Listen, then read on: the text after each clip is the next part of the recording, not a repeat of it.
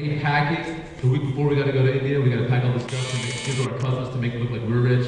You know what I'm talking about? Like we packed just enough stuff for all my cousins to go to India. Then we go to India, we visit like cousins and cousins, like in-laws, like baby's moms, right? We're running out of stuff to give. You know, by the time we go to the last house in India, my mom just give him this, just give him this. Like, he doesn't need a long sleeve shirt in India. You know, it's super high. You know, by the time we go back to the airport in India, I'm just walking up in my underwear. I'm like, hey, I really need to go through security check. Really? So you guys don't understand South India. Let me explain how South India works, okay? In my grandma's house, we still take mug baths. I don't know if you know what that is. So you don't know what it is, so let me explain to you real quick. This is how country my grandma is. We don't have running hot water at my grandma's house. So they boil water, and we have 2 buckets. We have cold water, and we have steam. It basically is like the devil peed in it. It's so hot. Have you ever boiled water in India? It's a different level of heat. Then you get this little red mug, like a little Fisher Price, my first bath. And now you have to be a science teacher, like how much cold water and this much hot water. And then you have to lean back like the Matrix and kind of drizzle it down.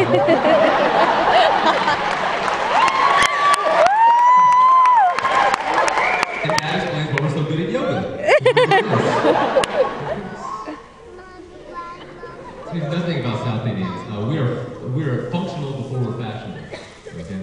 Like every South Indian has a light green or light blue, really ugly suitcase that's really huge, has no wheels. Okay? We take it to our first trip to India. Okay? Then we leave it there, and so when our uncle comes from India here, he brings it. Okay? But he makes it 10 times uglier because he wraps rope around it. Okay?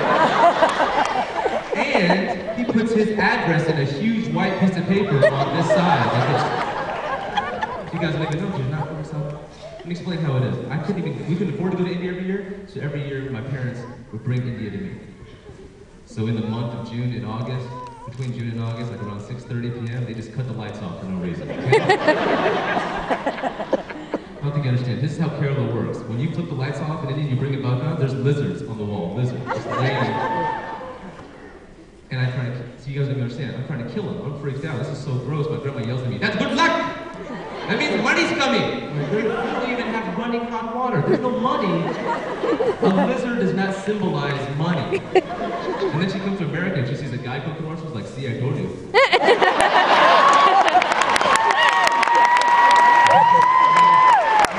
He's on TV, you're on. But that's what's brilliant about India. You know, the British ruled India for how many, over 300 years? They forced the English language on India. How did India, as a country, get revenge? Okay, wait a second. You're going to force us to speak English? Okay. Then we're going to take all 26 letters of your alphabet and shove it in our names. My uncle's name is so long, it actually doesn't even fit in my caller ID box. I had to get another box next to it just to let it scroll through. And if you don't think we have long, complicated names, there's a reason we call people uncle and auntie. Coming up to me, "You remember me, Morty?" "Oh, of course I remember you, auntie." "Yeah. Your husband, uncle?" "Yeah, of course I remember you." But that's also the reason we're successful in this country, because we moved to this country, we adjust our names, right? We've all either worked with that Indian girl, or you are that Indian girl. It's like, "My name is Thambi Palavaku, but you can call me Tom." We subtracted 5 syllables, that's amazing. Here's the thing though, Americans aren't doing that. They don't go to India trying to fit in, do they? "My name is Earl Ray Thornton, but you can call me Babu." We try to fit in. Most obvious example of Indian people trying to fit in, tech support. You know? Guys in India trying to act like they're American, using fake American names, American slang, trying to relate to us here. What pisses me off now when they pretend they're so American, they pretend they can't pronounce my last name. Who are you fooling? It's probably their last name. You know what I mean? They go out of their way. They're like, "Mr. Varghese," and when roll the R last E silent. Look at your name badge, buddy. It's right here. You can't fool me. You know now, IBM tech support, they can actually pull up the city you're calling from and the local baseball team. That's how they make small talk. So if you were in Detroit, the guy in India would be like, "Hey, how about those Tigers?" "How about your Tigers?"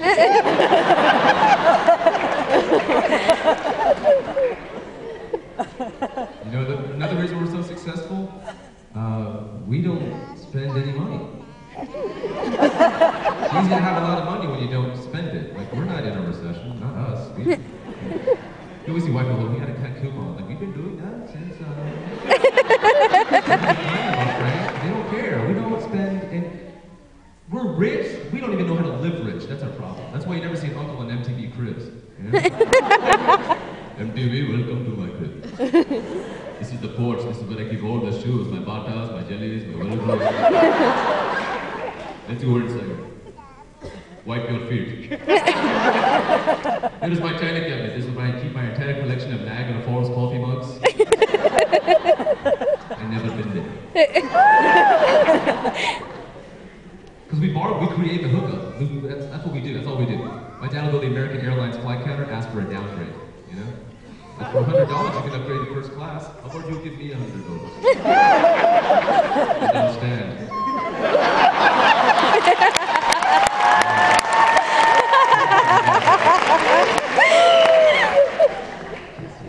You know my dad's favorite line? What's my price? That's my dad's favorite line. What's my price? Everybody goes, I see the price on the sticker. What's my price? Where's my sticker?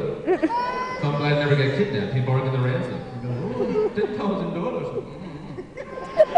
What's my price? You take coupons? That's the minimum must live image. We don't even pay for babysitters. That's how we are, you know what I'm saying? You ever seen an Indian babysitter? Here's my babysitter growing up. 10 little Indian kids, some grandma that moved here from India watching 9 kids that aren't even hers. We're all sitting in a bed sheet in the middle of the floor, just for 8 hours a day. Like, can we eat something? They don't pay me to feed you. They pay me to babysit, so sit, baby.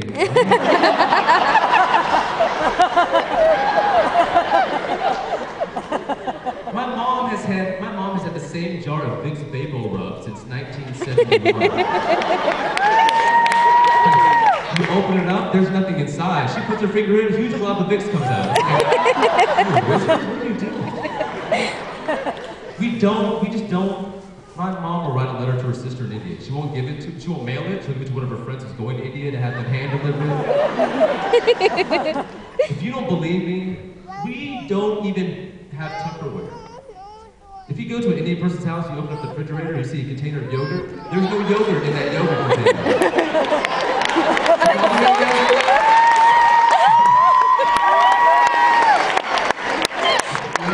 There's no fruit on the bottom. It's just chicken curry on top. There's also no Cool Whip in the Cool Whip container. Oh my god.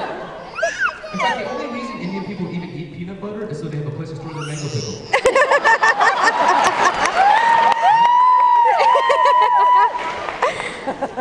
My parents would go to India and bring spices back from India and bring them here. They're like Christopher Columbus if he got it right. You know, I don't think you understand. You guys follow me yet? You know, have you ever been catered by an Indian restaurant? They have the most ridiculous ways to bring in Indian food. We're at a wedding, they brought in this big orange Gatorade cooler full of chicken curry. And there's little kids at the tap, I just want the gravy. What is a cooler full of curry for? In case the Indian field hockey team wins a World Cup, they dump it on the coach? Oh, I thought this was supposed to be boardless.